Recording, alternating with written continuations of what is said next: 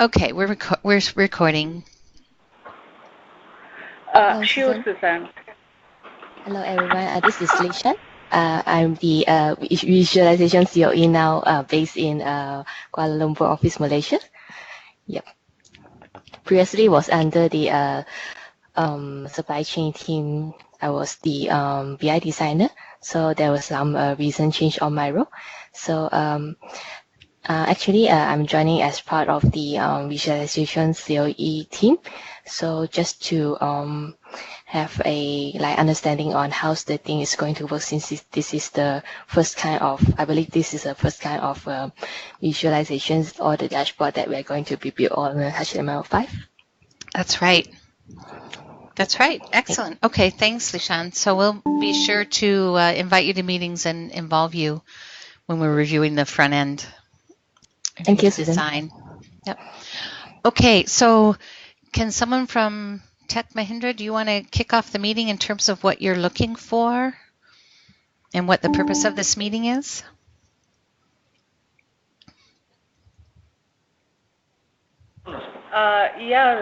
Susan. So we have all out the team here, and this is Prabhuna. Okay. So we have front-end developers and MuleSoft developers over here, and we have architect Bala. So we have all over the team here. So already, which we introduced in the kickoff meeting, the same people, Susan. Okay. So there is no new people over here. And the intention of this meeting is to do a deep dive on replenishment map. And do you have a few words about what you're expecting to hear today on the deep dive?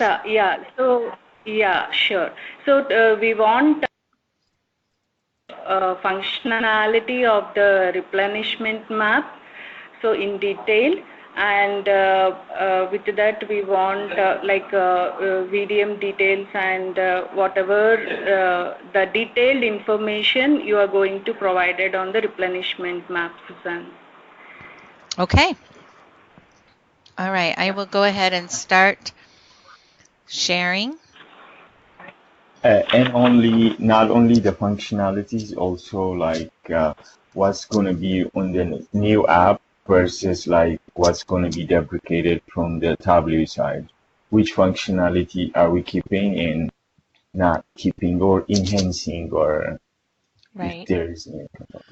If there is any, I'll let you know. But for now, sure. Our plan is the main difference between what we have today and what we're hoping you can bring to us is how these filters are handled here. That maybe instead of having one line, they can kind of pop out. But we can talk about the filters in a little bit. First, I'll just talk about the replenishment map. And is that from the UX perspective or just general from front-end solution? I don't know the difference between those two things. I mean, the UX. Look and feel of it. Yeah. When I say from the UX is okay, are we going to change the look from UI perspective? Like when you say, how about some kind of pop-up, or change the way it looks, or? We could discuss that part later. The filter pop-ups we could talk about later, but sure. As far as look, we are not expecting you to change the look here unless excuse me, unless you need to, you know what I mean? I mean, if HTML, for example, doesn't do these boxes and it'll look better if you have some other kind of bar, like this is just one solid bar or something like that, feel free to improve on the UI from that perspective. I mean, in Tableau, we have these, 3 sections. Well, maybe in HTML, you don't want to do that. Those kinds of modifications are fine. But for the most part, we just expect you to deliver the same look and feel. So for example, this bar, we'll get, the fact that they do this, well, maybe in HTML you have a different option for sliding things around. So that's what I mean by we're open to small changes in the look and feel, but just not a radical redesign. Okay? Does that answer your question? Yes. Okay. Yes, for now. Sure. Yeah, we'll get into more details later. Feel free during this presentation to ask any questions on what I'm showing you, and we'll dig in. Okay, so on this screen, I'm going to start at the top and work down. We have the logo. So this is our PME logo. And, again, we just put this on top of this gray background to match everything. So if you'll have a gray background too, you could use that same logo. The logos can be found if once you download the Tableau workbook, they fall into the images folder. So you'll find this PME logo in the images folder. And then we have the name of the tab up here, replenishment map. It just matches this tab name. And we have the region in here. The only reason that we have the region in here, or I should say the main reason we have the region, is because there are 4 different workbooks. And because people use all the workbooks, we just want to make sure that people know which workbook they opened. We're expecting your solution to sit on top of all 4 regions so that all 4 regions could be selected. Now, we probably will want something like whatever regions have been selected, just string them out, NA, EMEA, APAC, LAO, whatever they are. Whatever region has been selected, there's only 4 of them. So even if you just had one spot for all 4 and it lights up or something when you have data for that region, then that's what we're going to want to see. They need some kind of reminder that shows them this is the region you pulled, this is where you are. And then as far as understanding where the region comes from in our VDMs, and I'm looking at a VDM in this is A4O, the Global PME Tableau North America. Now, Jonas, I think, is going to work with our Bala. And I know you have a Bala architect. Our Bala is Bala Pakisrami, and so I'm going to go ahead and just call him our Bala to differentiate between your Bala. And Okay. so, yeah. So, excuse me. Jonas is going to be working with our Bala to take this VDM and make it smaller, and basically whatever is used on the shipment map. So for example, the shipment map uses what we're looking at right now uses STO shipments. So he'll be creating a VDM called replenishment map. In fact, he's going to be creating a few VDMs, the 1, 2, 3, 4. So so that replenishment map has a field on it called source system. And actually, Bala, I'm not sure this is not the right one, is it, Bala? I think it's just called region. Yeah, there it is. It's called region. And region, for North America, it's the same, but for APAC, AP changes to APAC, for example. So we'd want to use region. So you're going to put whatever region this one comes up, you're going to end up putting it in this title. Okay, so that's what that is, that region field. Then we have over here on the right a question mark, and that's an image that is in the image file, so you can get it from there. If you click on this, it opens up a Word document.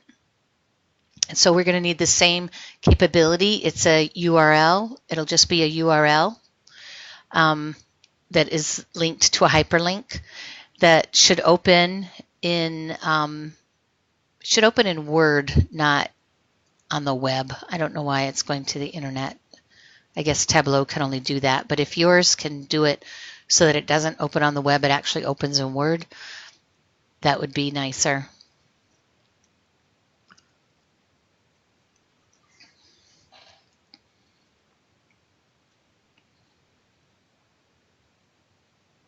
Not sure why this is so slow, probably because of the login. Well, anyway, I'm gonna close this out. I don't know what's wrong with that link. Something's going on with the link there that we'll have to sort out. But basically, this is a URL that opens a Word document that's stored on SharePoint. And so we'll just want that to happen. Okay, so coming in down here. Yeah, Susan, just a question there. So the help icon, like you have already a knowledge portal where how to work on this particular report dashboard is already created, right, for the end user, how to use this particular dashboard. Right. So we can continue using, we can continue in the new system as well, just pointing to the SharePoint icon, external SharePoint icon. Right, you just point to the same one. It's okay. And in the new system, now we will have a drop down just to choose the region, and by default we will default it to North America. So in the bar itself we will have the region selection. We're not talking about filters yet, okay? We're not talking about filters yet. No, I'm not talking about filter. So I never said right, I'm not saying anything about a drop-down bar. There's no drop-down bar here. This simply shows it. This simply shows what region has been selected. Yeah, but you was referring like we need a way to use the same report for all region, right? Only we will swap the VDM. Correct. So that case, like we need an option to choose which region you are currently browsing. That is correct. Yeah. So, that is correct. Yeah, can we add a drop down in the bar itself, or just maybe like log out other buttons when we I don't know yet. I don't know yet. Okay. Let's wait until we talk about filters. We will propose that. Filters is a big topic. That. Yeah, filters is a very big topic. That's a big change, and we have a lot of ideas on it, so I don't want to muddy our conversation getting into filters. Okay, we'll talk about filter behavior later. Okay. Got it. Yeah. This and this is what this this question mark is supposed to open this document, just to give you an idea of what it looks like. Okay. Okay. So let's go talk about the first visual. And if you could go on mute, I think we're getting a little fuzz from people who are not on mute, unfortunately. Yeah, there you go. It'll be a clear recording that way. Okay, so the first visual is OTIF by business group. And what this is this is a attribute. It's a dimension, PHO3 business group. And then we have 4 key figures. The target quantity comes from the VDM. Delivered quantity comes from the VDM. Net difference, just subtract the 2. And then the OTIF percent is the on-time delivered quantity divided by the target quantity times 100. And that's what gets you your OTIF. This is sorted alphabetically. And when I give you the calculations, I'm giving you the idea of the calculations, but the very specific ones Jonas is going to give you. So because Jonas is going to look into the Tableau workbook and find this net difference, and also even with the target quantity and delivered quantity, he's going to do the describe to find out which technical name in the VDM is target quantity, because it may be called order quantity there. Delivered quantity may be called OTIF delivered quantity there. I don't know.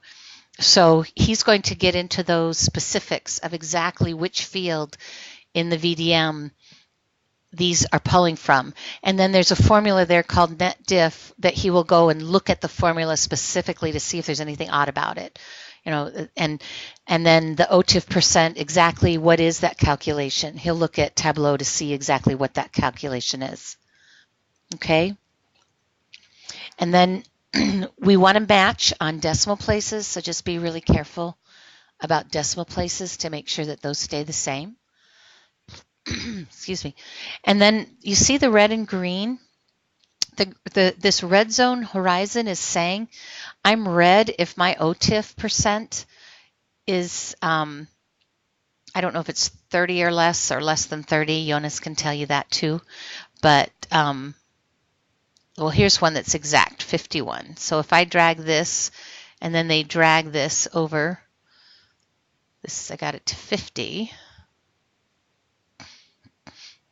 If I take it to 50, see 51 is green. Oops, that went to 55.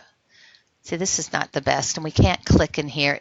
I think this is something you could improve with your UI to maybe being able to type the number in.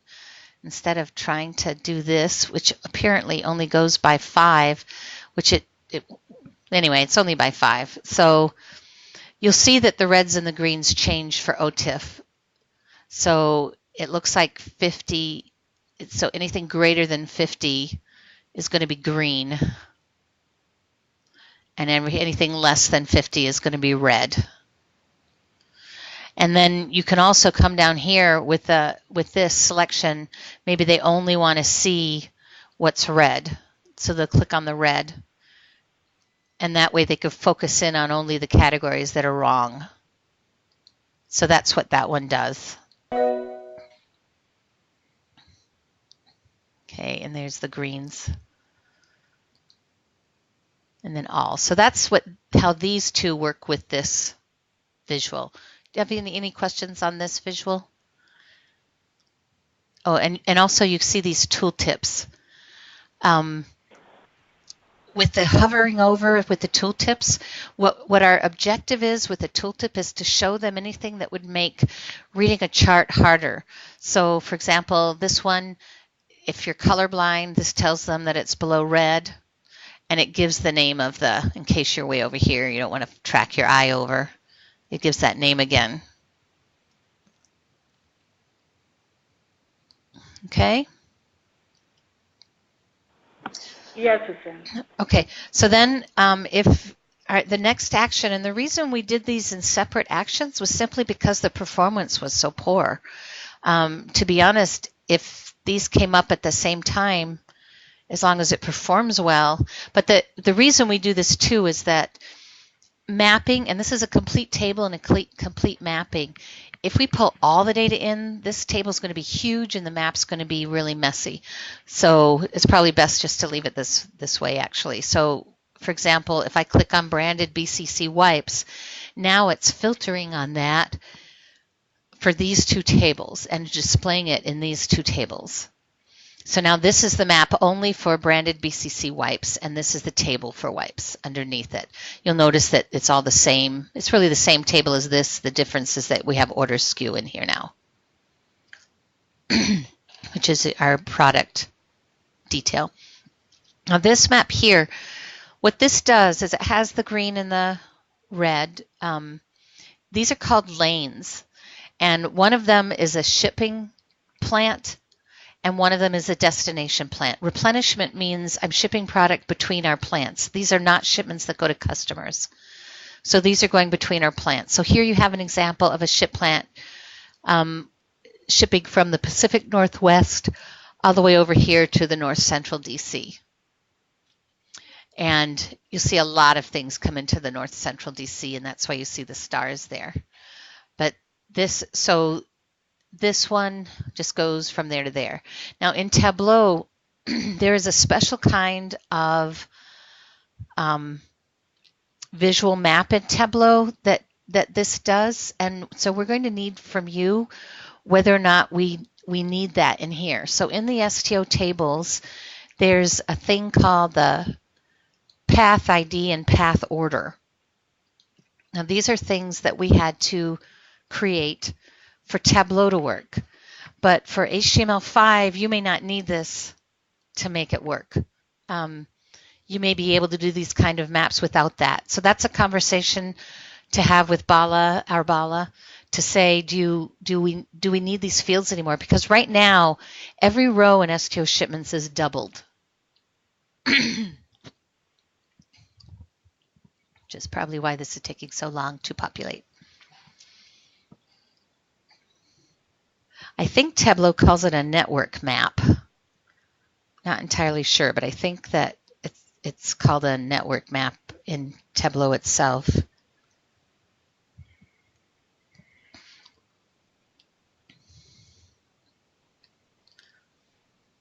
Well, while we wait for that, we can, oops, come back here. So another thing is we'll need, the mapping capability. I'm not sure where you get your maps with HTML5. Where do your maps come from? Because Tableau has a data map server. Does HTML5 have a map server or something? No, we will see. We will use D3, which provides you the basic chart and map capabilities, and the data like the same thing. How Tableau currently is taking the same thing. Like we require the SQLs, select the HANA select statements, and we will use that to frame the input for the chart. So it's basically a simple JavaScript plugin, which is D3. And there are many implementation of D3 available in the market. It's all open source and MIT license, so we can use any of those things. Even this chart, we have noticed that like in the bottom, it is clearly giving OpenStreet, right? So this one, OpenStreet. Yeah. So this is like it's another open source only. Like even Tableau is also using the open source map. Oh, okay. Okay. So do you need? So you do the same thing? You use latitude, longitude to map these points? Yeah, yes, correct. The map which we are using also uses latitude, longitude. All we need to do is use an API to place the image on top of the coordinates. Like you have a factory image, delivery center images. So those things alone, we will use API and we will plot those images over there. Okay. Okay, great. So in Excel here, that's size. Let me just go to wipes.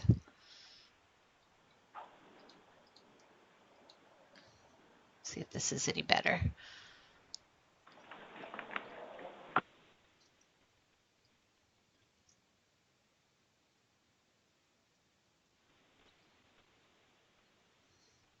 Those pictures, the images, by the way, they are two images that exist in our images file. We have a field called production type, and if production type is yes, then we put in a factory. And if production type is no, then we put in a truck. We show a truck. So those are the two images. Yep. Okay. Yeah. I'm not sure what it's based on though, but Jonas could probably figure that out from Tableau.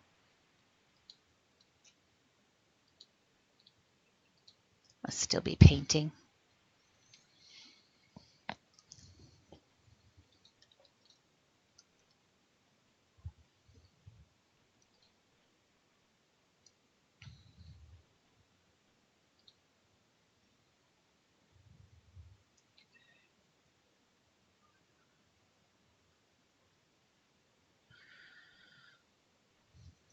We can also do things like 2369. We have the ship plant.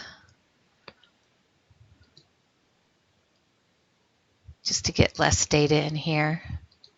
2369.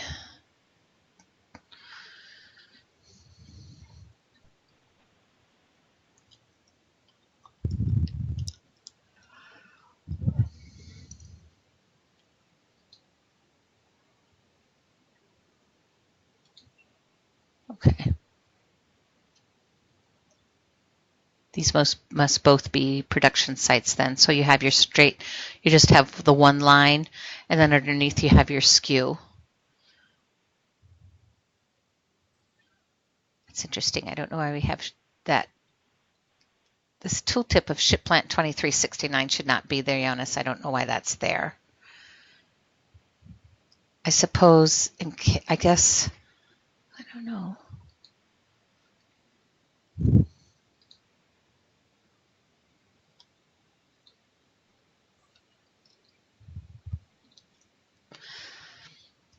Yep. And the purpose behind this is so that the planning people can see where product is being moved. They can see where it's going. Oh, I must not have any baby wipes.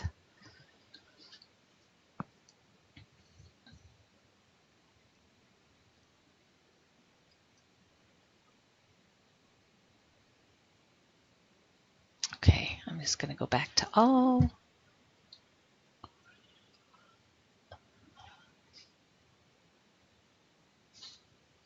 Tableau also has the capability of selecting more than one on the left here. So if, for example, if you hold down the Alt tab and then click another one, I think it's Alt. If it's not Alt, it might be Control. We'll see. Yeah, it must be Control. So if I do this back again, this time I press the Control key. There. So then it selects 2 categories. So we'll want that in your capabilities to be able to do that. Let me see if this has come back now. It has. Okay, let me come in here and just remove the totals. So you can see that the link between the 2, you have your ship plant and your destination plant. And I'm not sure what this is. I don't know what this number is or how it became created, but Bala could probably tell you since we created in our VDMs. But I guess we're just going to give you the number anyway, so you don't have to quite worry about that. But then you'll see that there's a path order 1 and 2, and you'll see that the actual quantity, all the key figures are exactly the same for each record. So the records were duplicated. The difference between them is with plant.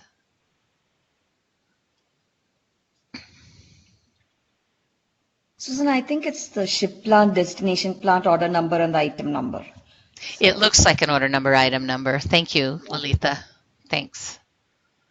Oh, that's right, because it's an STO. It's a PO. Okay, thank you, Lalitha. So this level of details at the material and plant level. So if I pull in, and I'm just going to go to ship plant 2040 just to make it a little faster for us.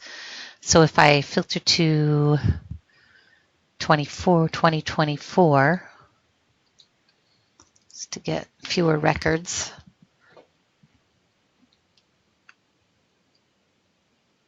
Okay, oops, no, not okay yet.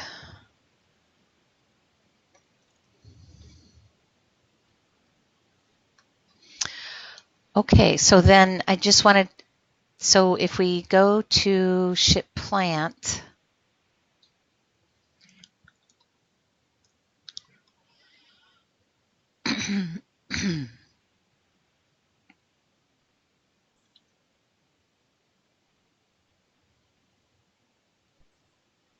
it's not usually this slow. I don't know if it's because after Labor Day everybody's catching up on their reporting, so they're getting a lot of volume, or if it's just my sharing.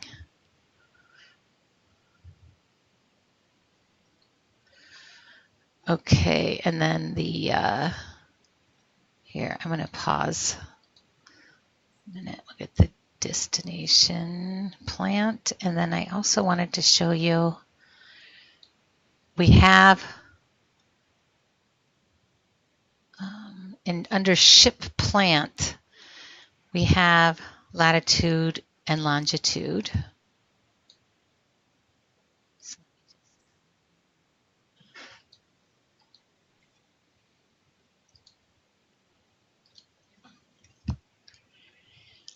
Okay.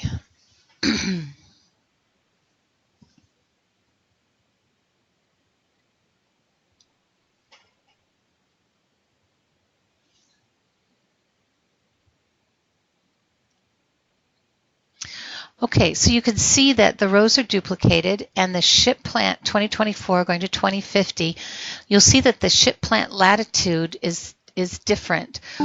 Path order 1 may be from the ship plant, so this is the latitude longitude of that initial point, and then number 2 has the latitude longitude of the receiving point. So that's how you know, excuse me, which I believe, come on now I'm stuck completely. Oops. So that's how you know the beginning point to the end point.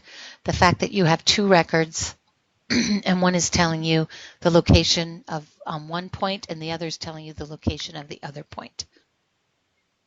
Okay, so when it comes to mapping this, if you have any questions about how this works, then that's where Masi Mahmoudi, he would help maybe explain how Tableau does it, unless you know, Jonas, unless you can figure that out.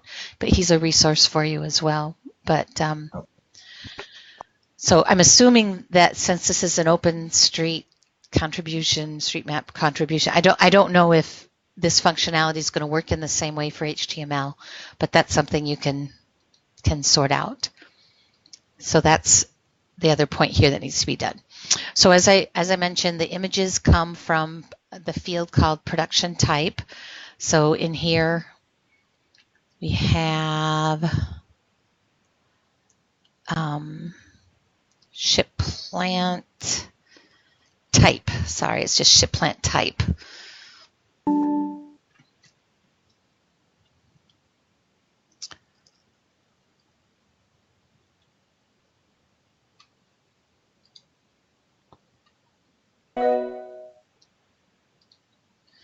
This is definitely slow. It is not normally this slow, just so you all know. It's usually not this bad.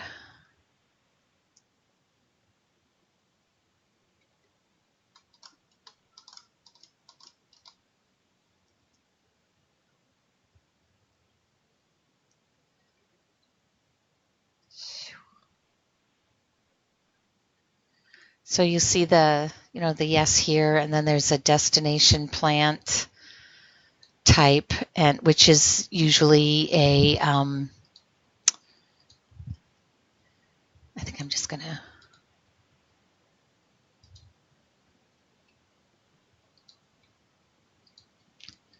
maybe I'll filter to this one thing.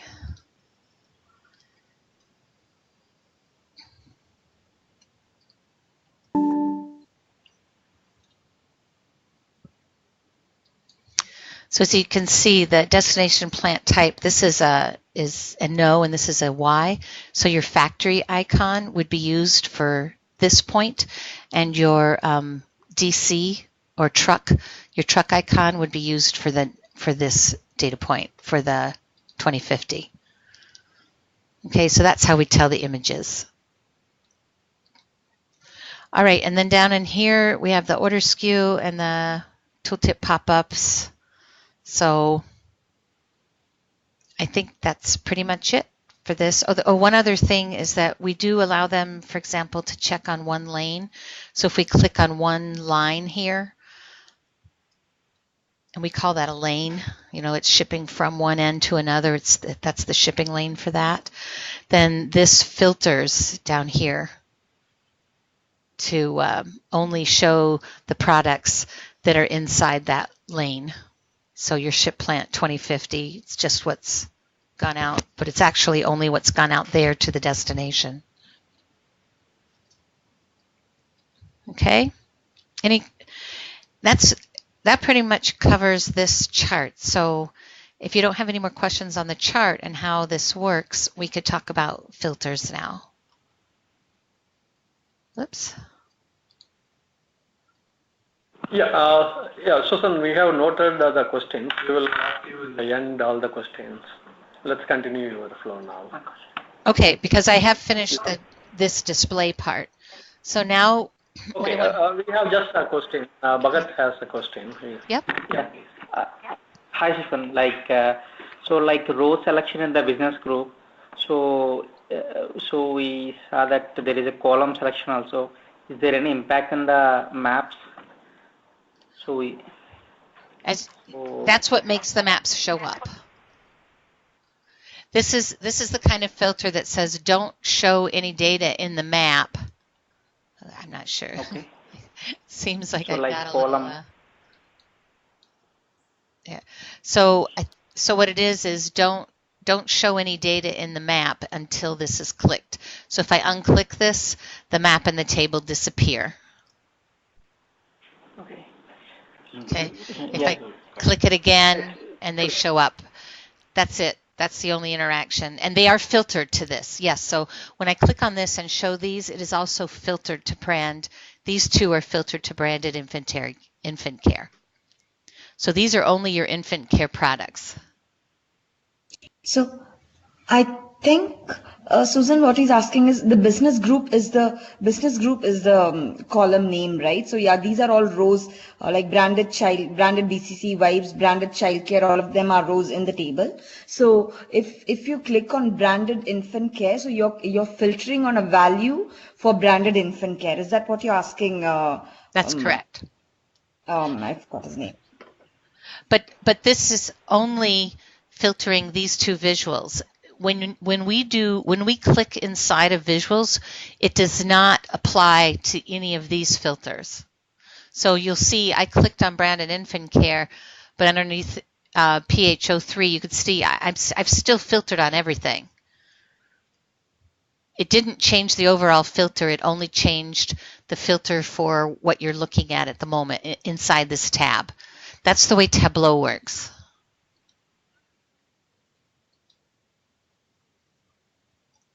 So if in HTML you need to change that so that when you click on this, it filters everything, then that's something that we're open to negotiating, depending on how long it takes. Yeah, Susan. So what Bhagat is asking is, as we have selected the row over there and we are getting data in the map and table. So in the same way, if we select the column, oh, okay, suppose if we, entire column. So yeah. Oh, I don't know. I've never tried it. I've never tried it before. I don't know. Yeah. Nothing happens. Maybe target. Okay. Nothing happens. Yeah, that's what his question is. And the only thing here that it filters it, but nothing happens. They do have the ability to sort. So, for example, if they wanted to see, let's sort by the highest target, the lowest target. I thought this would work, but it's not working. Maybe because we sort the table alphabetically, we don't let them overwrite it, or maybe it was just taking a long time. Let me try it again. There we go. See, if they click on this sort, it allows them to sort ascending or descending here. So the table initially comes up in business group order, but then you can, maybe you want the worst OTIF first. So that's, or the best OTIF. Here's the worst at the bottom, or click it again. So they have that choice of being able to sort any of these columns. And that's true of every table. This is just Tableau functionality, that you're able to sort on any column. So that needs to be preserved, that ability to sort. Okay, Susan. Yeah, thank you. But it defaults to alphabetic here. Okay. And I don't know what that pop-up is. When I went like this AVG1 helper, this is nothing. This is for Tableau. You don't need it. This really should just be, alphabetic, ascending, descending like these.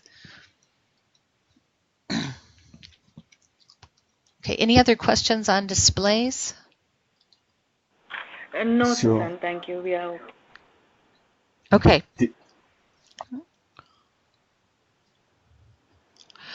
Okay, so so the next thing to talk about are applied to the entire database, not just the visuals you're looking at. That's the difference. These are, I think we call these action filters, where you click on something to filter it just to drill into the data you're looking at on the tab at the time, but it does not affect any other tab. That's an action filter. But then we have what we call our global filters, which are filters that affect the entire workbook. And you'll see that we have some of them listed on the right here, but really the full list is over here on the filters tab. I shouldn't say full list. This is the high level list. So these are the filters that affect every single tab.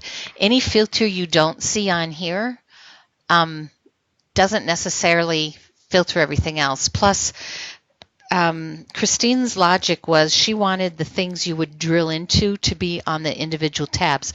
So you notice we don't have product on here. We don't have plant on here. We don't go to those lowest levels of detail. We don't have customer on here. So here we stayed high up. These are all the global ones. So we have our calendar day. So you pick a range, but the user needs to be able to go in and change it. And here, they could type 11219 even, and it's not going to find. So it's going to pull back as much data as it finds between January 1st and October 27th. But they need the calendar here because they're supposed to make sure that whenever they filter, it starts with a Monday. You'll see this one started with the 1. That works with a couple tabs that are monthly views, but usually we tell them start with a Monday start date. So that's why they need the drop-down calendar. So it's important that this have a drop-down calendar. Okay, and then this unit of measure here, they have 1, 2, 3, 4 types of units of measure. Now what happens on the UI, I want to show you in here, let me just take this to, just keep it running fast. I think I'll just leave these in here.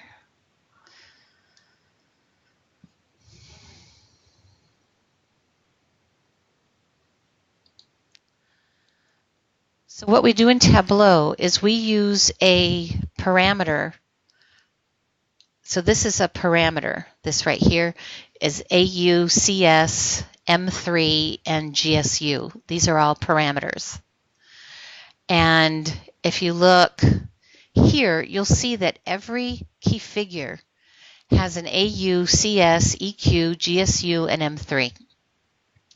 So the logic is that whenever, let me bring this up, whenever they pick activity unit, the base unit, AU, you're going to use the actual quantity AU in the visual. So we have a key figure that called actual quantity. It's a calculation on the front end called actual quantity. And what we do is we say if the unit of measure is AU, then show actual quantity AU. If the unit of measure is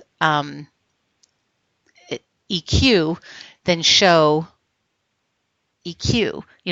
But you're going to need more logic than this because no, you're not. You're always going to use the EQ. You're actually never going to use this CS one. We probably should remove that from the VDM. And also this one is not used in Tableau, so we probably should remove that one. So it's the AU, EQ, GSU, and M3 that get used. So whatever parameter they have, whatever they select on your variable, that's the version of the key figures you're going to use. And you'll notice that all of them have it. See?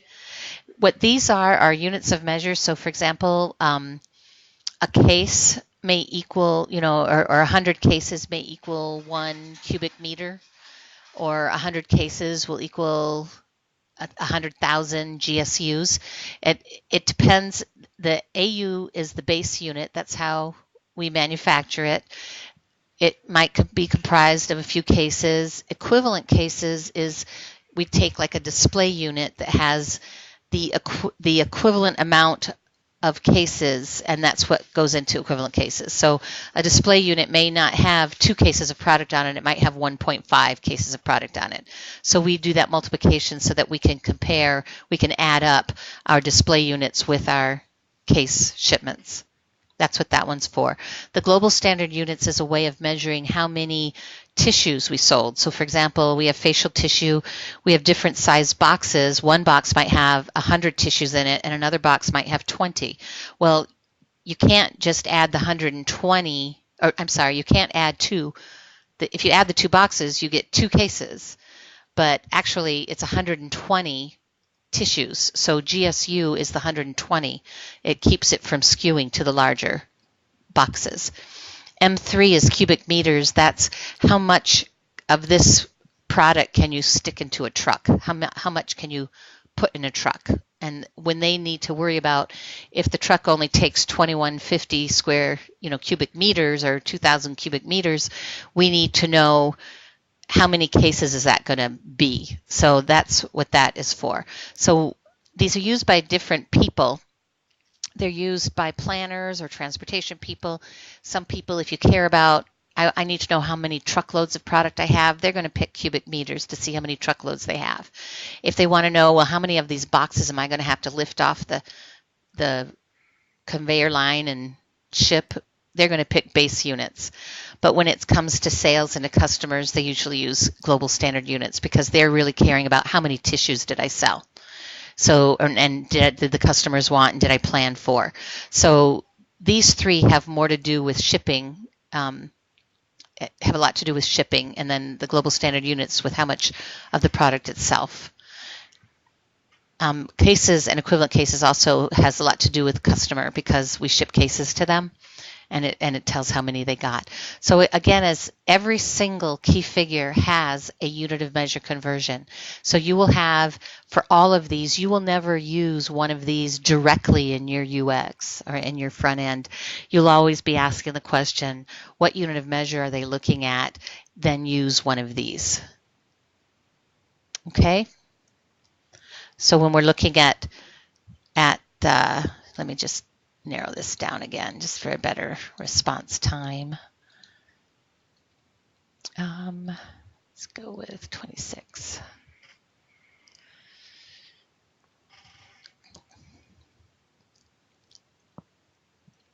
So you see I have AU right now, and I go to the replenishment map.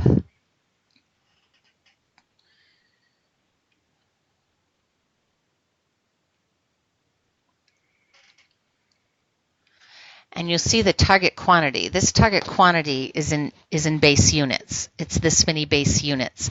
If I change this to cubic meters, then these change. You can see the numbers changed because this is now multiplied. They multiplied the actual to how much room will it take in a truck. Okay, and that is true for every single visual in this dashboard, so it applies to everything you'll be doing. Any questions on that?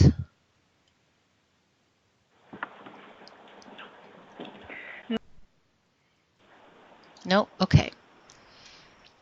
So let me go back to filters. So we have a number of filters here, as I mentioned, that apply to every tab, and you'll see that there's a long list, and these do not fit on the right side of a screen.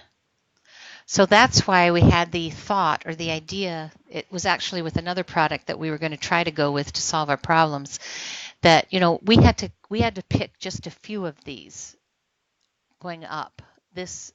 But then we also wanted to add on the order SKU and the material and the ship plant group and the ship group and the destination. So we had these in addition to that. So that's why we thought, you know, it might be easier if, you know, there were little, it may be that you simply need this space and we're going to keep this the way it is. But what we'd like to try is if we have a pop-out button where we click a button and it pops out, and maybe it's 2 columns wide, matching what's on the filters. You know, these two could just stay the way they are. But then for the rest of them, have them pop out with 2 columns and just pick everything you want and then apply everything, you know, and then hit an apply button, and then that applies all the filters.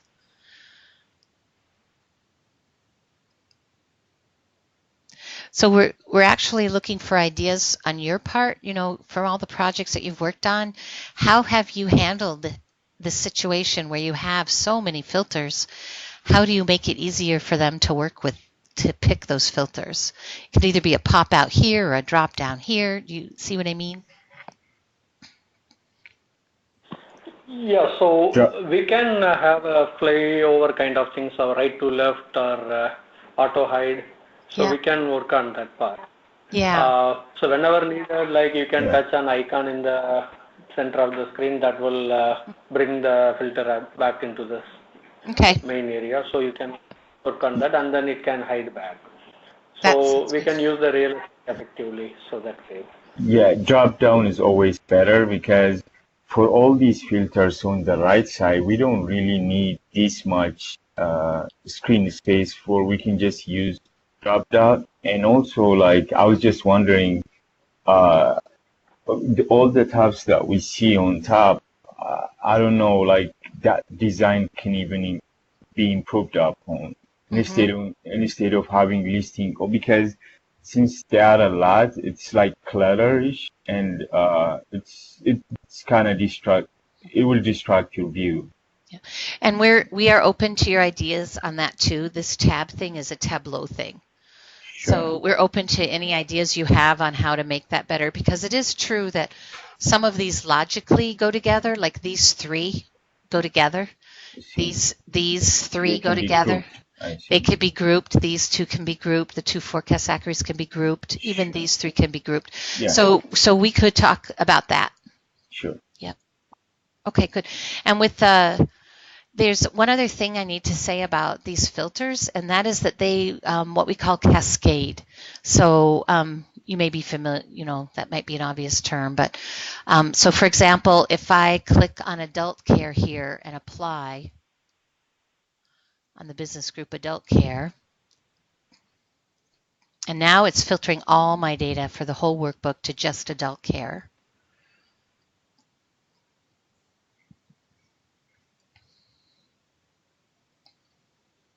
Okay, and then when I come down to the business group, you'll see that there's only the two that are in here, because it cascaded.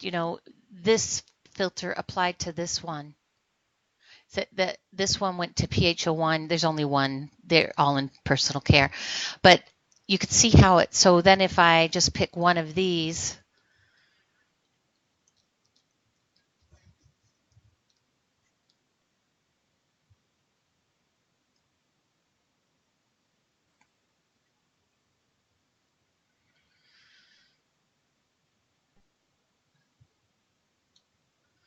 and then if I come down here to ship, okay, this did not work. This should have cascaded as well. See, this one, those filters affected this one. Now it just says North America, because Canada doesn't ship any of those. This should not have happened. We're going to have to fix that. These should be relevant, so that only the plants that ship adult care should be showing up in here. But even in order SKU, you could these are all the Poise products. These are only the products for this business group. And same here, our material segmentation, this shows, what are our priority products. So if I select A, that gets rid of the B's and C's are more obsolete products, slow-moving products. The A's we make a lot of, we manufacture a lot of. So those are our A priorities. So if I apply that, again, it gives you a subset of this. So the order SKUs reduce themselves to only the A Poise pad SKUs. So that is why it's important that whatever you design, even if it's a drop down, a fly down or fly over or whatever, I actually think it'd be better if it didn't fly over and instead just pushed everything to the left, made room for it, so that these got narrower, because they like to look at the charts and then pick their drop downs and hit apply and watch how the chart goes. So for example, this process that I just did with, I'm going to pull adult care, well, and I'm going to look to the left, okay, I want one more thing, and then I'm going to pull down this one, filter it. Okay, now I'm going to click on this. I'm going to show the chart. Oops, that plant. Now I'm going to go down here to this plant, maybe check out this material. So I want to be able to filter here while I'm looking at the charts. So instead of a flyover, because I think with the flyover, if you went back here and clicked things, that it would fly back, or it would cover the chart. So that's just a thought, Jonas. I mean, I think, as your UI designer, I'm just letting you know how people like to work. Okay, sure. I have a quick question for you. Okay, and now, like, you actually demoing this chart for us, like all the functionalities. But since, for me personally, like, since I'm new to this application, to this, are you sure, like, in percentage level, how much percentage do you think that you are showing us all the functionalities? Because so that we can maybe write the user stories and develop in that regards, and also testers can test against it once the work has been done. So how sure are you that you're showing us all the functionalities, like all the edge cases, and because that's really important for us as far as the work scope goes, so that we do not have user stories, and one of the reasons is that this dashboard has about 200 to 300 users. No, okay, no, I'm not saying user stories. We as far as like your demo goes, like, are you touching up all the points, all the edge cases, from a user standpoint, so that we don't miss anything out when we develop these, or when we design a solution for this?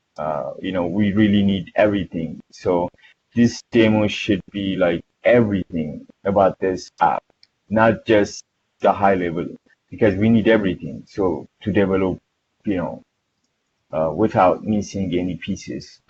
I can only tell you what I think about with this tab, so I don't know what you think is missing. I mean, there is one. I don't know, but I'm just asking if, like. I only know what I know. Sure. Yeah, just to sign off, so that I only know what I know. It will affect our scope later on. So just. But your scope, your requirement is to deliver what we already have.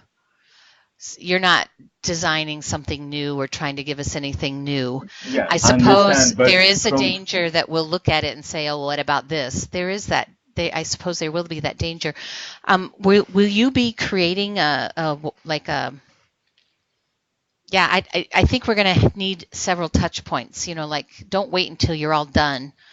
Once you get one chart done, let's talk about it, and then the next. Do you know what I mean? I think if I'm looking at this daily and seeing where you're headed, then maybe that will trigger a thought on what might be missing.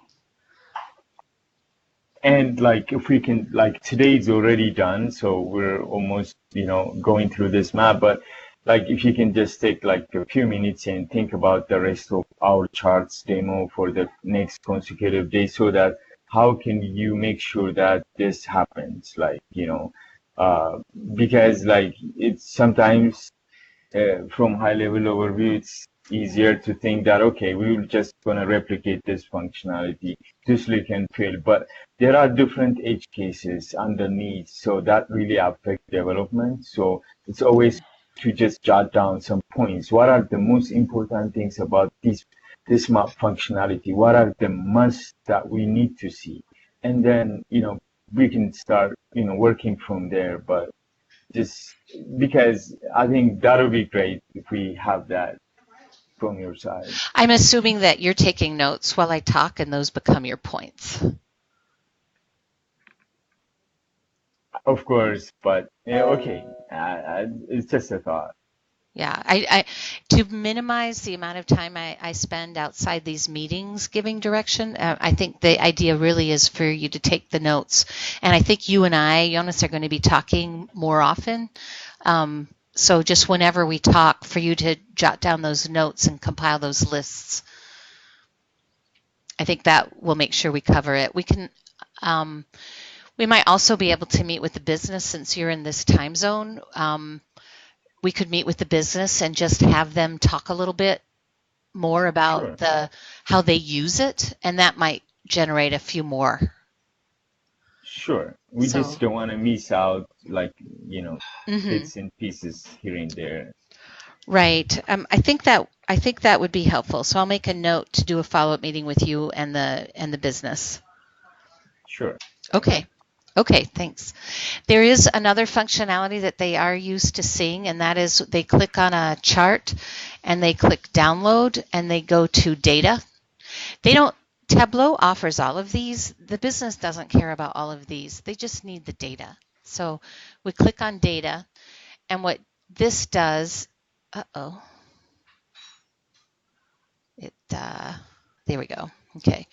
What this does is it comes up first with the summary. Now the summary is just dumping this chart. So if I say it's showing these first 4 rows, and you've got all your key figures and the values there, and then download all rows as a text file. They click on that and it goes to a CSV and opens up. And so then they have a table.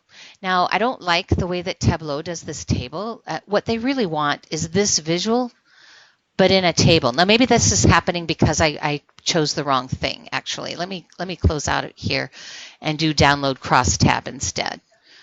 So if I download the crosstab,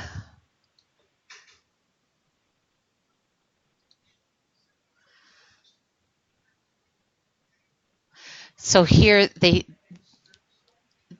now they have this. So they have this line. This is showing because it's in tooltips, and the star means you've picked, there's more than one value. But here's below your red zone, here's your target, your delivered, your net difference. This they would ignore because they don't see it on the tab, and then the OTIF. All we really require on the export is what's showing on this chart. That's called the crosstab download. So that's one of the data dumps we need. So you would not need to include these stars, and you would not need to include the average one helper. You would just do this into a chart. Okay? So that's one type of download. That's download one. The other type of download has to do with, let's see, this full data. The full data is their way of downloading all of the data that is behind the scenes of that chart. So you'll notice the other one had 4 rows. This has more than 200. And if I click that on to open up a chart,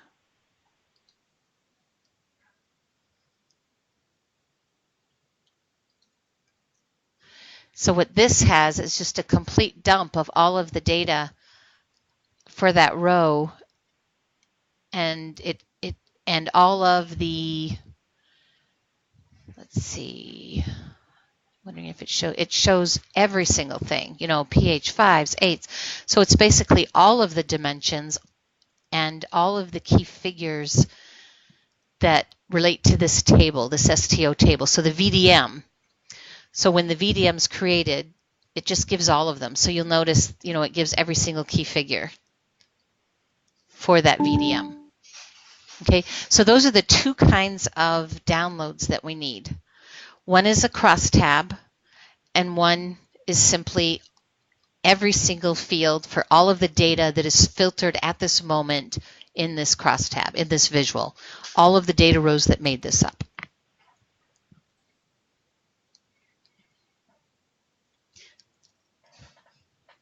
Is that something you can do, or is that a concern? Yeah, we need to check that, Susan. What is we can export everything from the VDM. That is possible, the crosstab, whatever. So we can do that. When we are on the filter, so if it is just a table, we can do a scrapping of that particular table alone and get the data. Yeah. If we need data which is for the other charts during this time, then we need to find. We need to know. Yeah, I know you need data for the tables. These two tables would each need to be done. For the chart, I'm not sure, to be honest, because it's the same data that's here and here. So I don't think the chart needs a download. Yeah, because we also don't know about that. So yeah. If this is the thing, like maybe we can generate the Excel at Mule side if it is a backend. So once we get the query, we will know what needs to be exported. Mm-hmm. I hope you're. So it's again the select. Again the select query which you are going to give us. Yeah. If it has the detail, then definitely we can export and give to you. Yeah, and maybe you can capture the SQL that is generated from the download. I don't know if we've ever tried to do that. But anyway, but even if you can't, you know, basically it's the query, it's the VDM, the rows that are filtered in the VDM. Yep. Excel sheet is nothing but your query output. Yep. So the query output is exported as Excel in a CSV format or XLSX format. So as long as we have the query, we can export any data and generate Excel file. Okay. So I know you're hitting data, I mean, you're retrieving data from the VDM, right? But there are some calculations in Tableau which also need to be calculated and shown in the Excel, right? Yep. Like say, yeah, so that is Net also there. difference. Not just the, yeah, it's just not the query VDM, but yeah, there are some calculations also that needs to be taken care, correct? That's true. Yes. So so there is, we have already given that point as well. Like any calculation which is done at Tableau, so I think we will take help of a Tableau developer and get the logic. So that like if it can be built at Mule, we will do it at Mule rather than bringing that logic to UI layer. So it would be faster if you do at middleware. Same as once we do that, like okay. Sorry. Same as filtering. Yeah. So once we do that, then we can use the same query to export the response of the query with the additional logic built. That data we can use it and generate the Excel file. Okay. Okay, so there is something else that I want to talk to you about. So are you comfortable with the export capability? Because there's something about filtering I want to discuss with you.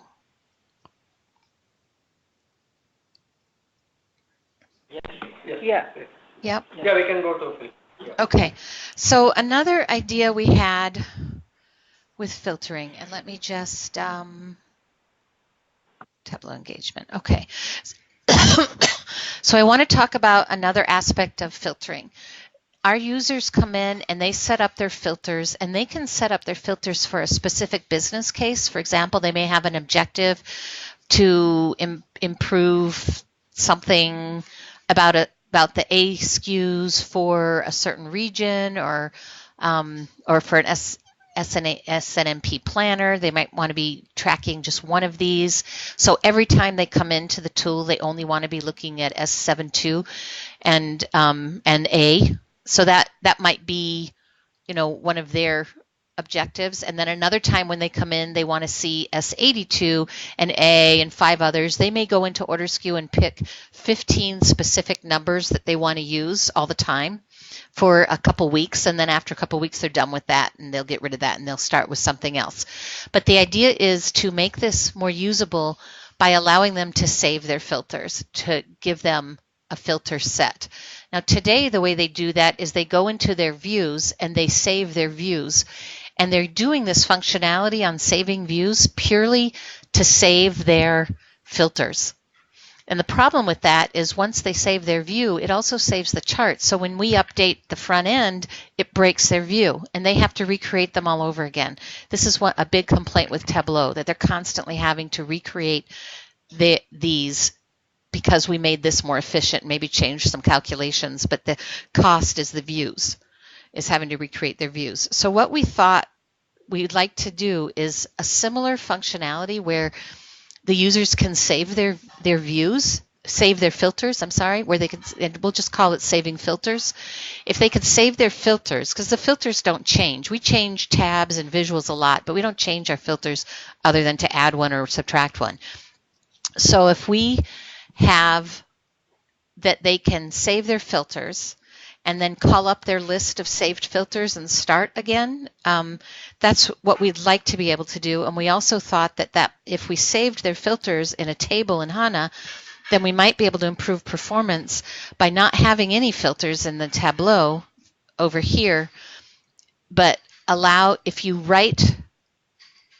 reading their table of their saved filters, maybe do a join to the VDM that will filter to what they've filtered. So let me just show you a chart of that. I have a couple different things here to show you where I started to write it up.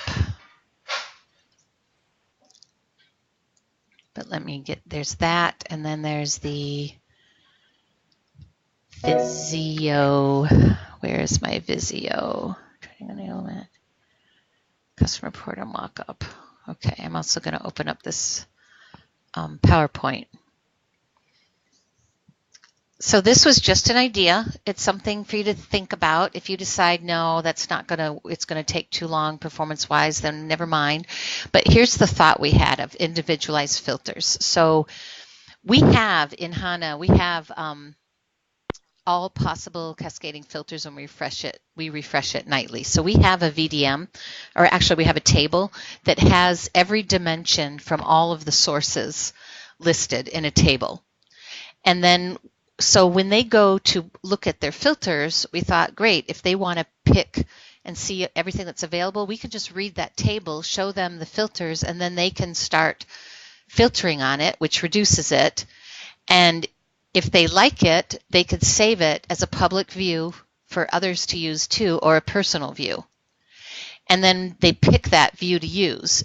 And what the thought was that we'd have an individual, a table that writes this list of saved filters. So basically, so then the website does the select filters and then it applies it, and then all of their transactional data would be filtered to whatever they had picked in their filter session. So then there's less data involved, and that would affect, Tableau or the front end too. And if they wanted to change the filters, they go back, not that they would know they were going back, but that flyover filter page would actually just go back to populating, more filters that they could reset or pick. So for example, this was the idea, this was just a thought that they come in here and they pick their filters and then they apply them, and then they can, they could save it, or they could start over to clear all the filters, refresh to start back to what it started with. They could have their own default view, and then they can click on this to manage their saved views. It does not have to look like this. This is just, again, an idea for functionality of, once they get into seeing all their filters, they can either use their list, something from their list of filters, pick one from their list of saved views, and then it just automatically applies them, or they can do some more and then they can save them as favorites. And then it would only save the filters, not the data, not the visuals or the data or the transactional data. This was also an idea of how, Jonas, we could combine the tabs, executive view. If you clicked on executive view, for example, it would drop these down, it would drop. This was the idea of possibly having just one PME menu, but if we just grouped them in some, I think if I do this, it'll be more interactive. So no, that's just taking them to the different places. Okay. I wrote this a year ago, but yeah, just a question on this. See, the main objective is like you have by default through Nightly feed, you get a public view, right? Like, which is nothing but the default filter. And there could be something like a personal filter where individual users, whatever they want to see, they can just configure the filter and they can go for a save. So we can always give a priority to the individual personal view. If the personal view is empty, which means the user didn't customize the filter anything for the particular user and save, in that case, like, we will not use that particular, we will always go to public. If at all they have something personal, so which means like they have customized the filter and they have saved it. So you will allow multiple views save or only one personal? See, ideally you will have only one filter personalization, right? So the grouping which you are referring, it is for a group of dashboards which has similar filters. No, I'm sorry. I confused you by showing you a second idea. Jonas had mentioned grouping tabs, and I was only referring to that. So I apologize for confusing the story. Really the idea is that, and let me actually just come to this Excel, and I'll show. So this is an idea of how it would look. We'd have this save filters table. So for example, here's a user ID. They have the filter name called it's Public Huggies. They set it to be a public view, which means that anybody can see it. And then they filter on this field name, business, and here's the values that they did. So they could do, business consumer, business KCP, brand category Huggies, they can have a number of filters. In this case, they're just looking at consumer Huggies. So when this person logs in and they click the filter, when they first come in, this is a default. So when they first come in, there is no filter that has a Y under default. So they'll just open it up wide open with everything. It defaulted to North America region. They'll just open everything. But then if they decide, well, I'm going to save a consumer Huggies view and let everybody else see it, after they pick consumer and they pick Huggies and they apply that, then they're going to save the view called public Huggies. So then the next time they come in, say tomorrow, or they come in again, and what they do is they click on their list of views. What views are out there? Oh, here's public Huggies. I'm just going to pick public Huggies. And now it's going to filter to this. It saves them time because it's going to filter to this automatically. Or somebody else can come in and look and say, what views are available? Oh, there's one called Huggies. So it'll filter to this. And then, now this person has a default yes. So for this person, when they log in, it automatically filters to this right away. And if they don't like it, they clear it. They just clear the filter, or they refresh, start over. They do the start over. I don't want to delete this personal view. This is a personal view of mine. I want to keep it out there, but I don't want to use it right now. So I'm going to just click start over. So it clears all the filters, and now I can create another filter of my own, maybe not even save it. I'll just create the filter of my own and don't save it. Do you see what I mean? Does that make sense in usability wise? Because these kind of settings are for like user based. So if I customize my own filter, it should be only for me, but someone shouldn't see that. I mean, it's both. SAP transactions, this is following standard SAP transaction activity, where some people have the authority to create a public view. And it may be that only the COEs can do this. But, and the reason they do that is because some people like to create something for their team. They'll say, okay, we have this problem. I'm going to set up a filter for this problem. And now everybody else is going to use that filter to solve the problem. So this basically, we have to implement role-based functionality for this app, right? Only for this filter, this one filtering capability, only to save views. But again, I don't know that they want it to be role-based. I mean, first I wanted to share this idea with you. If you think this is feasible or can come up with even a better solution, whatever. This is just one idea that I had that was related. And also, I think I met with Tableau, and I'm not sure, I can't remember now whether Tableau had suggested this as well. So it might be an idea I got from Tableau. But anyway, the idea is you have a place to save views and a place for other people to find them. Whether it has to be security-based, I don't know yet. I've got to ask Christine. But security-based is something I think we can handle because we're handling the security already I'm not sure. Anyway, never mind the security part. But we'll have to check and see if we even need it. Because today in Tableau, they save views publicly. They save them privately. There's no security for that. Everybody does it or can do it. But the idea was... Susan, sorry to interrupt. I think, the public view, what we can think of is like all the standard items, views, whichever a user needs to see can be created as a public view. And if at all any individual users, they want to have their own views, still we can have private views. Like they can, when you are in the filter screen, like you can create, while you are creating a filter, when you are setting up a new filter, you can say whether it is public or private. Right, exactly. So, yep. Yeah, that way, like we can confirm. Yep, like this. And then the defaults, the ones that show up immediately. Now, another point to this is, you could have the solution and it's just standalone and all you do is read the filters, starts from there when you first open. and anytime you go and get it, it does the filters. But you're still filtering this. None of this process uses transaction data. All of this is simply based off of a filter table that we have, because we have a table that shows every unique combination.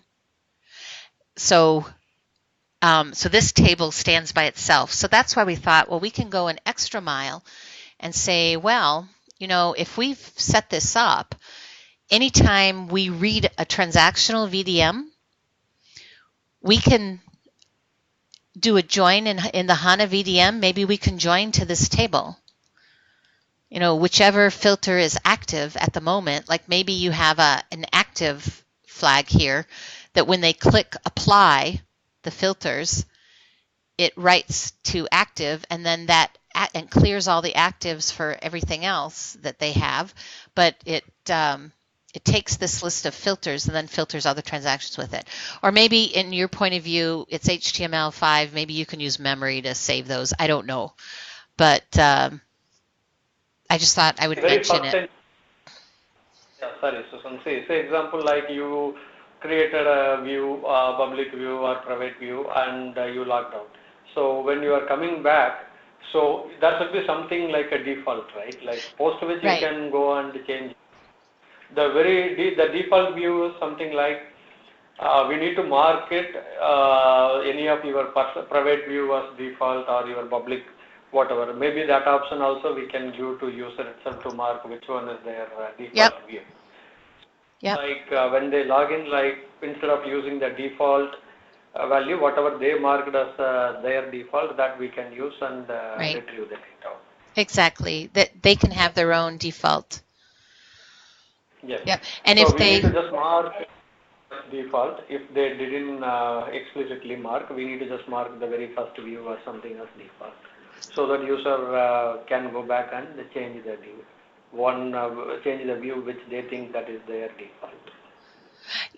Yes, you could force it to always give a default. Yep, so that whatever they use last is the default. But let me give you another example here of what they would call a default. We have people who sit in a plant, for example, ship plant 2050.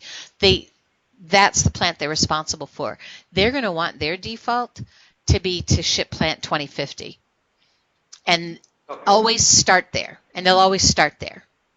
But then after that, every day they'll add on other things, and they'll have other views, but those other views won't be their default. That's just what they're working with today.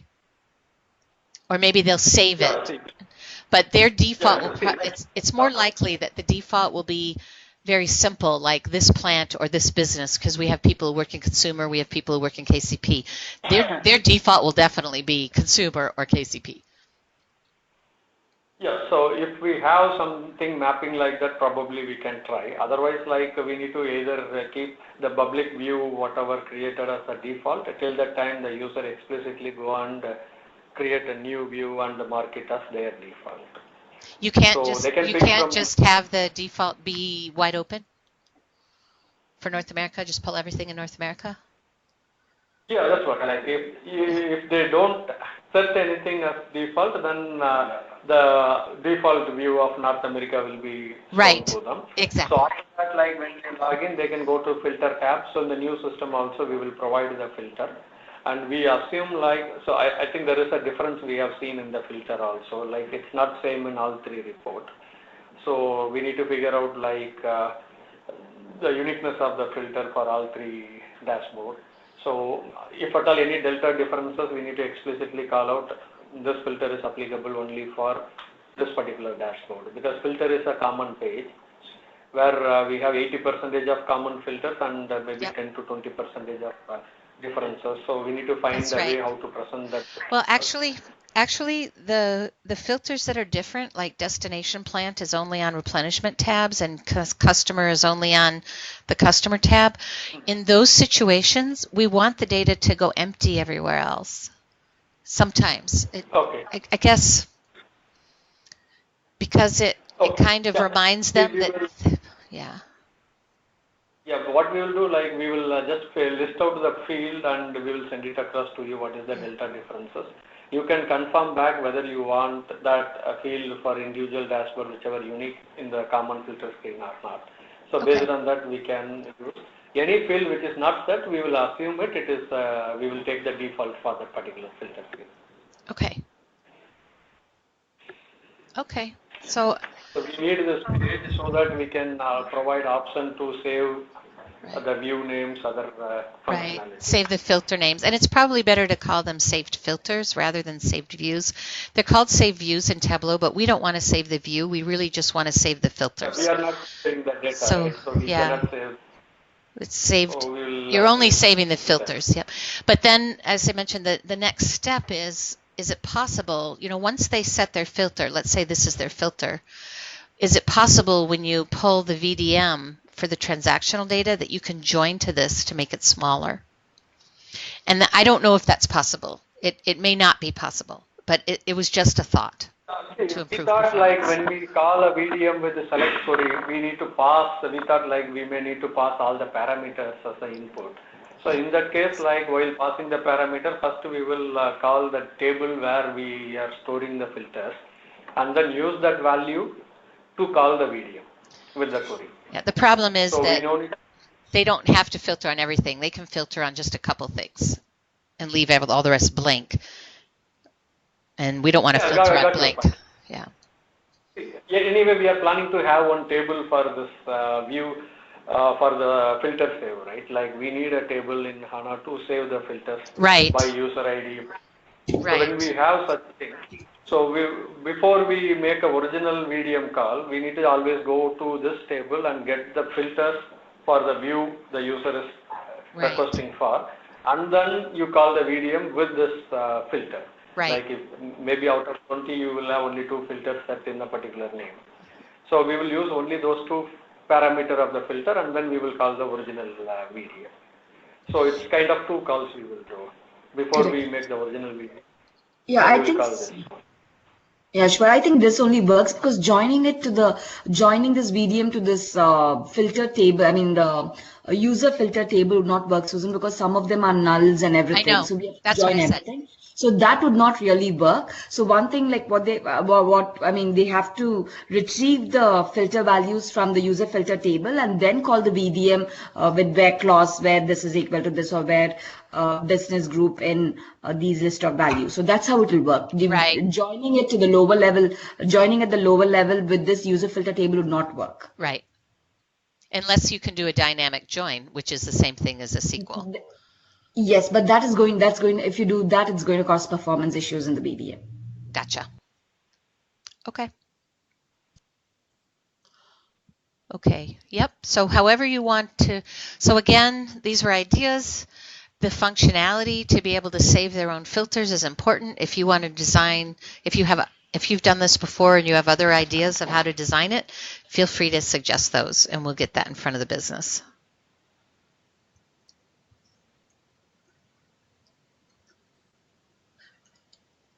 And I think Bala at one point had created this table. Our Bala created this table once. So if you guys want to work with him on refining it, feel free. Sure.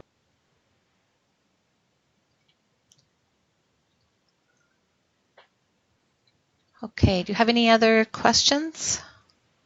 So on this one, right, Susan, so there is, in the table also, so there's going to be a filter name, right? Like filter name in the sense, say, whether it's public or default, right? So only when they go and select that public view or that personal view, then only it needs to go retrieve it from the table. Say, for instance, they don't select that public filter or the personal filter, then it has to retrieve all data, correct? Right.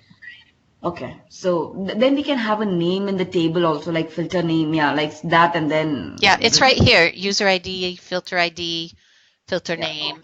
It's all, this is the definition of the table, the way that I had imagined it to begin with. But, you might decide to also have current, what's their current, because the idea is if you can write to this table, then whatever filters they pick, you may need to write the current view, the current filters that you have there. I don't know how that works or whether you're just going to keep the current in your memory or something like that. But this was the original idea of defining the table. So why do we, but why do we need the current, it's still, anyway, it's going to be there, right? Current, if they don't save it, then we don't need to save it in the table, right? So why do we need to save that? We don't need to save it, I guess, because it's just. No, I don't know their code, Lalitha. I don't know how their HTML5 is going to work, whether they always are going to use this table or not. It's up to them. They could decide. Okay.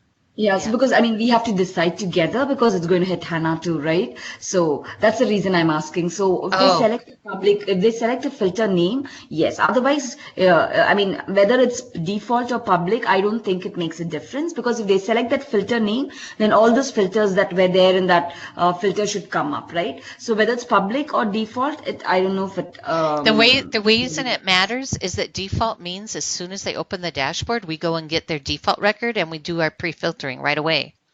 That's what default means. Public should never be pre-populated to anybody unless they pick it. Public just means that anyone can find this saved view if they want it. Okay. Mm-hmm. And if these were both empty, it would just be a view that somebody sometimes likes to use themselves personally. Okay.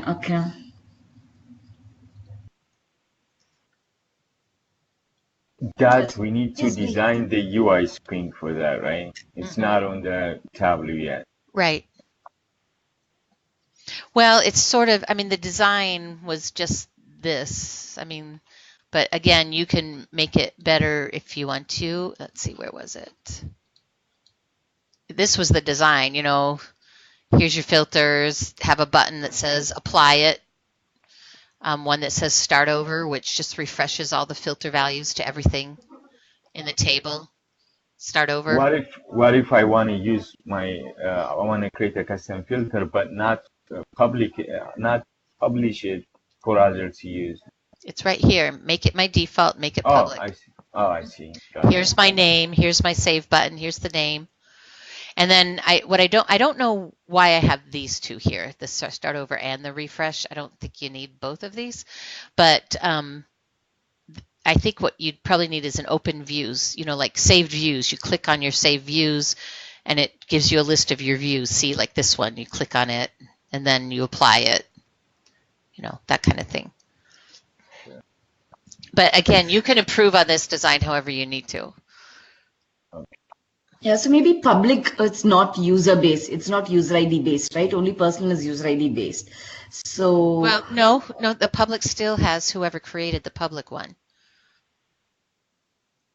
Who created one, but it's public, right? It's not for a specific person. Okay, I see what you mean. Yeah, so what we're saying here is that if it's me logging in and I see open views, I'm going to find all the views where user ID equals my name and where public is equal to Y. That's what's going to come into my list. Yeah, so true. So this is one is user ID based. So I'm just thinking if we need one table or two. We have to discuss on the HANA table design too. Yeah, we can do that. Yeah, I think the first step is for them to sort out how they want this to work, how it'll work. The code wise, and then what do they need in the table to make it work? So it sounds like we definitely want Lalitha involved in the conversation, and Lalitha and Bala should be in a review meeting of however you decide this is going to work. Or rather, we should all get back together again. Once you do your initial design, let's just get back together again to see how it'll work. Okay?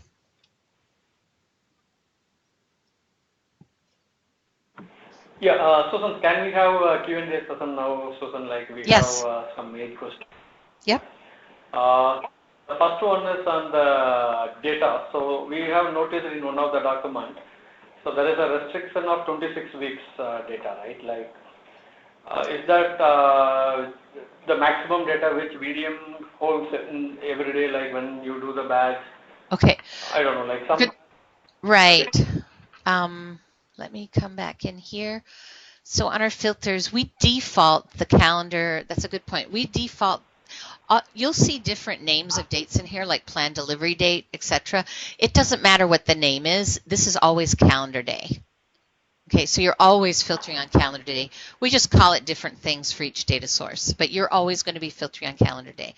So it defaults to the past 8 weeks and the next 7 weeks. So that's what you're going to be defaulting to. But we keep.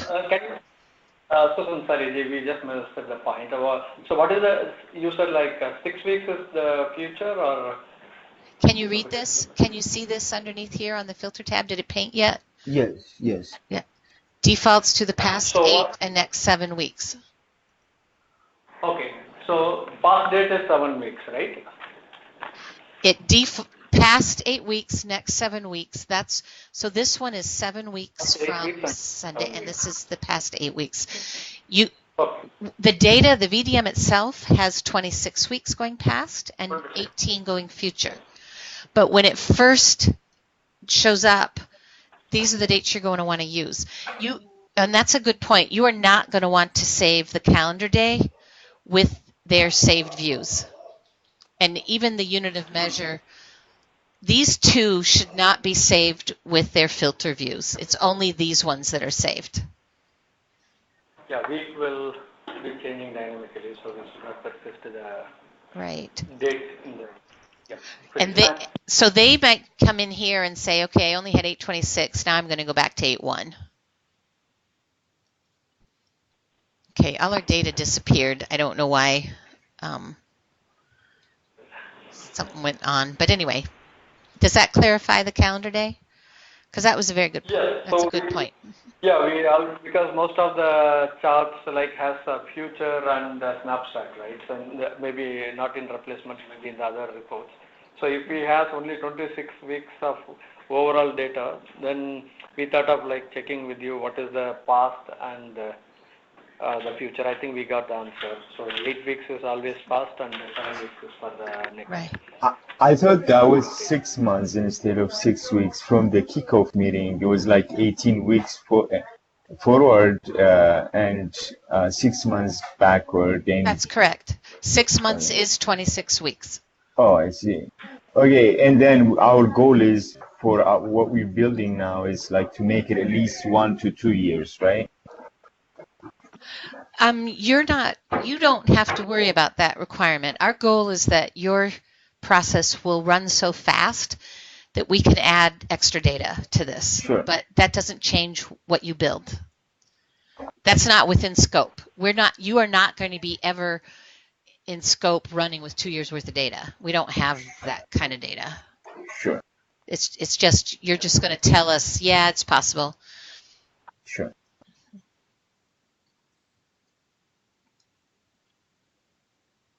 Yeah, let's go to the next question. Like, see, there are filters like where based on selection of a particular filter, the next filter value gets auto-populated. So where this data is coming from, and is there any relationship maintained somewhere? The filter table. It comes from the filter table. So remember this table? There is a filter VDM, and Arbala can show you where it is. But there is a filter table that has every unique combination and how they interact without any transaction data. It's just the dimensions themselves, and that's what you'll be using to populate. Okay, so example like, so let me yeah, go. so if, yeah. Let me try this. Masi, it looks like you filtered something. Let me see if this will work now.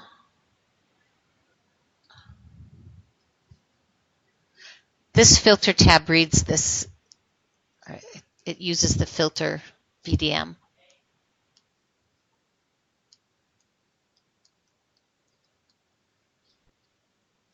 Okay, here we go.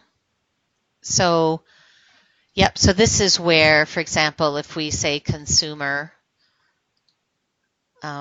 normally we don't have two consumers, there's only one. This is a testing environment.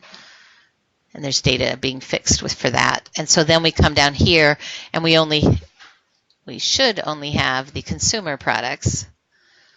And so they interact with each other. It is context specific.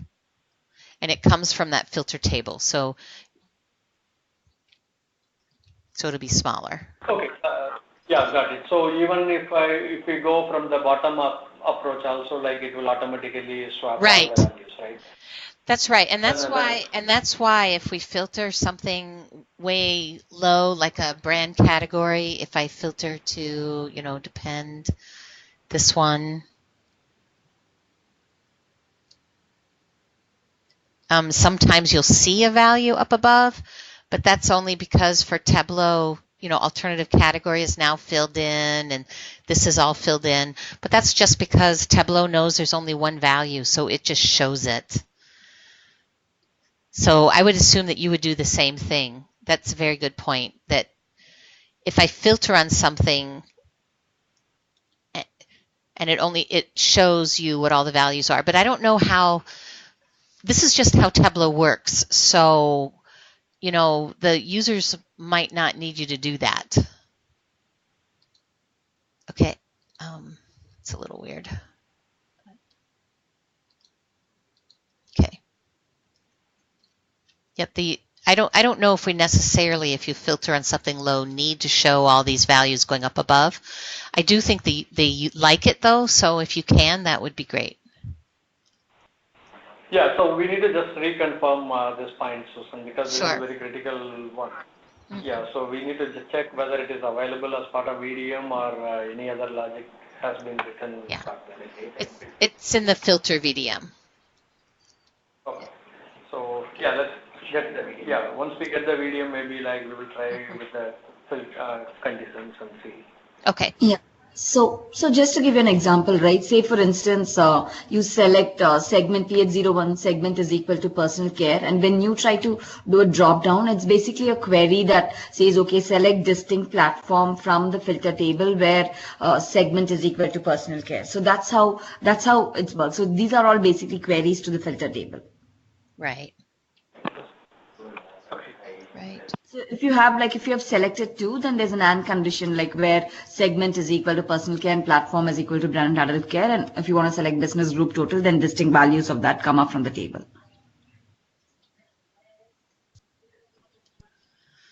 Okay. We only have 5 minutes left, and I'm going to need a couple of minutes before my next meeting. Is there another question that you want to ask today?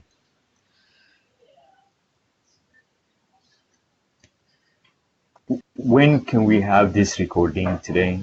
Is it going to be available? I'll save it out after this session. Yeah. Sure. I'll send you a link. The one thing about the recordings is they do disappear over the weekend. So once I save the recording and send out the link, if you want the recording, please copy it to another folder. Please, can you copy it to another folder after I save it out? Like copy it to your desktop. Just copy it to your desktop if you want the recording. You mean bookmark it? No, I'm going to say the only place I can save a recording because it's so large is to a folder that gets deleted on the weekends. I see. So, so if you want to keep it, the file.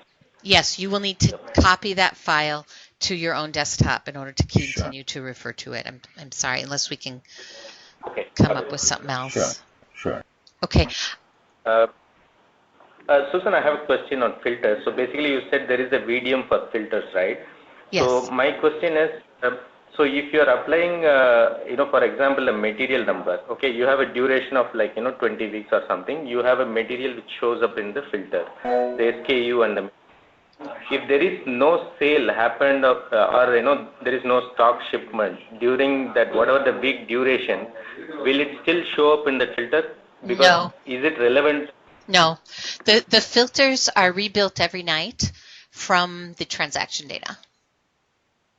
They're rebuilt every night. Okay. So we delete them all and refresh them. So somebody might have an old view that they had some filters, and maybe that filter's not available anymore, but it's still in their saved view. You would just ignore those. They won't show up. Okay, great. Okay, got it, thanks.